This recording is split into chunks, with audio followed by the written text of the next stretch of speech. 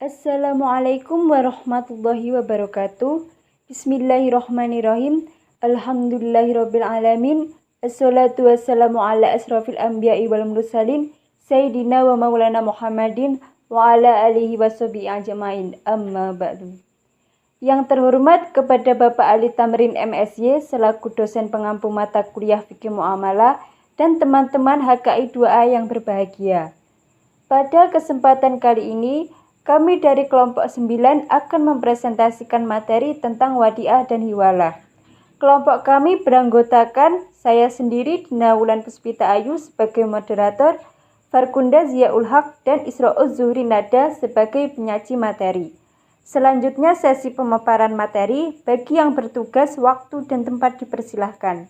Pengertian wadiah. Secara bahasa, al-wada'u berarti meninggalkan, sedangkan al-wadiah adalah suatu barang tertentu yang ditinggalkan oleh pemilik kepada selain pemiliknya.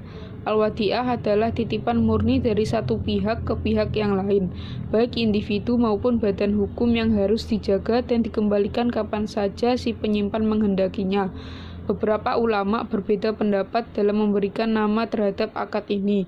Ada yang berpendapat bahwa akad yang berlaku disebut dengan akad idah, bukanlah wada karena wadiah adalah barangnya, namun ada juga yang berpendapat bahwa akad ini bisa disebut akad idah maupun akad wadiah. Landasan hukum wadiah. Dalil yang menghadirkan akad ini adalah dari Quran Surat Al-Baqarah ayat 283 yang artinya, akan tetapi, jika sebagian kamu mempercayai sebagian yang lain, maka hendaklah yang dipercayai itu menunaikan amanatnya, dan hendaklah ia bertakwa kepada Allah Tuhannya. Juga diperkuat oleh hadis Nabi SAW, tunaikanlah amanah kepada orang yang mengamanahkan kepadamu, dan janganlah kamu mengkhianati orang yang mengkhianatimu. Hadis riwayat Abu Dawud dan Tirmizi. Syarat dan rukun wadiah. Syarat wadiah 1. Baik orang yang menitipkan atau orang yang dititipkan, keduanya harus berakal. 2. Kedua belah pihak harus telah balik dan mumayyiz. Namun, ada ulama yang mengatakan bahwa anak di bawah umur boleh melakukan akad wadiah selama tidak ada syarat dan ketentuan perdagangan jual beli yang sulit dipahami oleh anak kecil tersebut. 3. Harta atau barang yang dititipkan harus dapat diberikan secara fisik. Rukun wadiah. Ulama Hanifiyah hanya memberikan satu rukun pada akad wadiah, yaitu adanya ijab qabul atau sigot. Sedangkan jumhur ulama menetapkan 4 rukun atas akad titipan, yaitu 1. Sigoh titipan atau ijab qabul, adanya ijab dan qabul. 2. Harta atau barang bisa dititipkan hanyalah barang yang bisa disimpan. 3. Harta atau barang yang dititipkan harus halal. 4. Barang yang dititipkan adalah barang yang memiliki nilai atau qimah sehingga dapat dilihat sebagai mal. 5. Untuk melakukan wadiah harus ada orang yang menitipkan barang, orang yang dititipkan wadiah atau barang yang dititipkan, dan ijab qabul atau sigot titipan. Jenis wadiah. Yang pertama, wadiah yad amanah. Wadiah yang asli, tidak terjadi pengubahan esensi akad, titipan yang berlaku sesuai kaidah asal titipan, yakni menjaga amanah. Penerima titipan tidak mempergunakan barang titipan dan tidak bertanggung jawab atas kehilangan dan kerusakan yang terjadi pada barang titipan selama hal ini bukan akibat dari kelalaian atau kecerobohan penerima titipan dalam memelihara titipan tersebut. Yang kedua, wadiah yad domanah.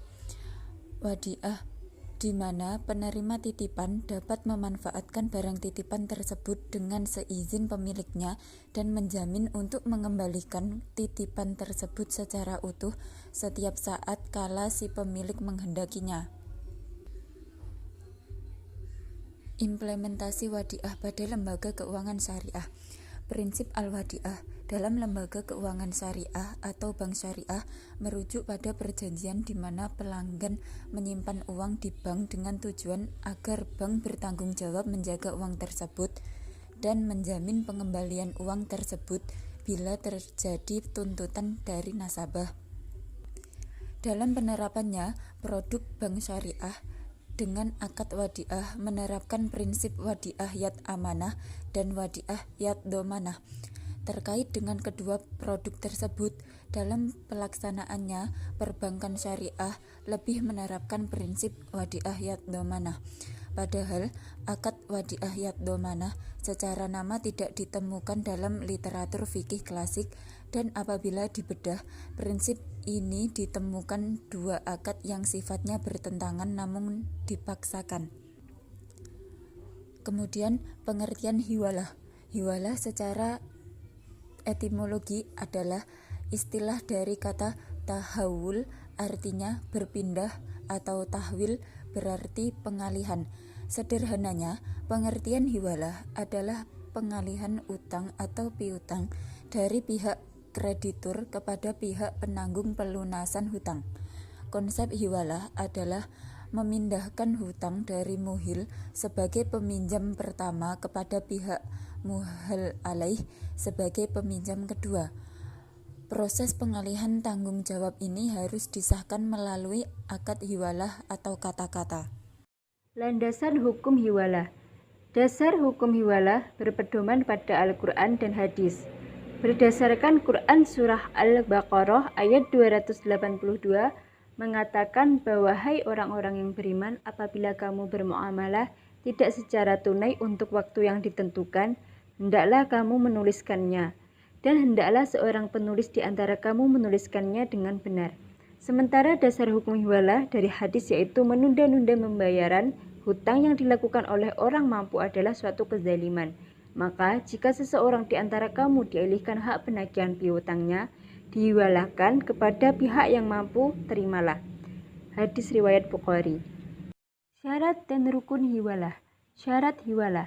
Terdapat syarat hiwalah yang harus dipersiapkan dalam menjalaninya. Adapun syarat hiwalah adalah di bawah ini. Pertama, pihak berhutang atau muhil rela melaksanakan akad ini. 2. Produk hutang harus dibayarkan sesuai haknya yang sama baik jenis dan jumlah utang, waktu pelunasan, dan kualitasnya. Misalnya bentuk hutang berupa emas, maka pelunasannya harus berbentuk emas dengan nilai setara. 3. Pihak muhal alaih harus bertanggung jawab dalam menanggung hutang setelah adanya kesepakatan bersama muhil. 4. Pihak muhal atau pemberi hutang harus menyetujui akad hiwalah. 5. Hutang tetap berada dalam jaminan pelunasan. Rukun hiwalah. Rukun hiwalah adalah rukun-rukun yang wajib dipenuhi sebelum akad hiwalah terjadi. Apabila tidak terpenuhi salah satunya, maka akad hiwalah tidak dapat dilakukan. Rukun-rukun tersebut antara lain 1. Muhil, yaitu orang yang mempunyai hutang. Dalam hal ini, muhil harus berakal sehat, balik, dan mempunyai kemampuan melaksanakan akad hiwalah. Selain itu, pemilik hutang atau muhil menjalankannya atas keinginan pribadi tanpa paksaan dari pihak lain. 2. Muhal, yaitu orang yang memberikan hutang atau pihak piutang. Sama seperti syarat muhil, pihak muhal harus mencapai usia balik, berakal sehat, dan melaksanakan akad ini secara sukarela tanpa paksaan. Ijab qabil hiwalah yang dikatakan oleh muhal harus berada dalam majelis akad disaksikan pihak terkait dan dilakukan secara sadar tanpa paksaan. 4. Muhal alaih sebagai orang pemilik hutang dan bertanggung jawab melunasi hutang pihak muhil. Pihak ini harus mempunyai akal sehat, balik, kemampuan finansial, dan memahami pelaksanaan akad, serta pengucapan ijab qabul dalam majelis akad dengan kehadiran peserta terkait. 4. Hutang yang diakadkan dalam konsep hiwalah. Hutang merupakan bentuk pinjaman yang dilakukan oleh muhil dari muhal dan dinyatakan akan dilunasi oleh muhal alaih. Hutang tersebut boleh berupa uang, aset, dan benda-benda berharga lainnya. Implementasi hiwalah pada lembaga keuangan syariah.